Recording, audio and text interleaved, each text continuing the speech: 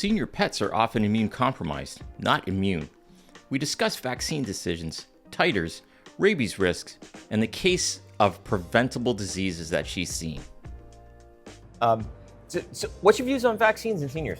Yeah, they still need them. Yeah. Yeah, I mean, they're immunocompromised. Just think about like our grandmas, right? Like they still need vaccines. They actually tend to get more vaccines.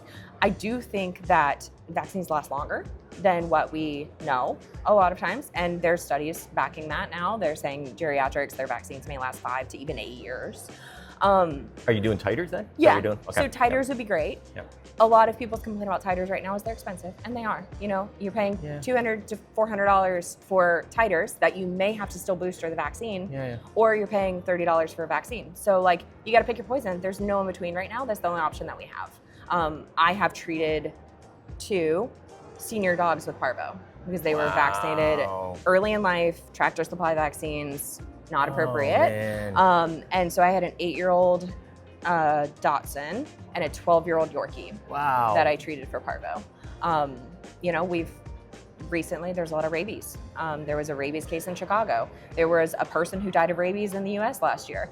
There was another person who contracted rabies in the US. Thankfully they got them in time, but there are a lot of rabies cases. I think there's this misconception online now where rabies isn't a thing in the US or Europe anymore. And I'm like, absolutely not. It's still a thing. The AVMA put out, there was between 2010 and 2022, there were almost 1 million cases. And most of those are wildlife, yes, but it still happens. Right. So, and that's not something you want to play around with, right? We only when we diagnose that is postmortem. So like, we want to know those things. So I think that titers are great. If you're scared of vaccines, I think absolutely do titers. Certain things you can't do titers on depending on the state, like rabies, a lot of times they don't recognize the titer, but if you do want to do that, that's fine. But I still think they need that because they don't deal well with Parvo when they're 12 and their body is old and debilitated. So both cases made it for you? They did, yeah. Our senior pets deserve proactive care, routine blood work, pain management, dental health, weight control, and thoughtful vaccine planning. Aging isn't decline, it's preparation.